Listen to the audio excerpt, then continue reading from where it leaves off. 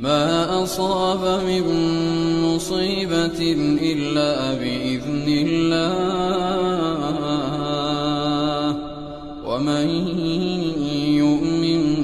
بالله يهد قلبه والله بكل شيء عليم وأطيعوا الله وأطيعوا الرسول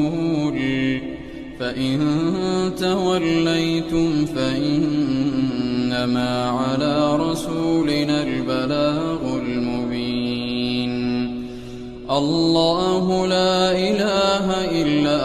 هو وعلى الله فليتوكل المؤمنون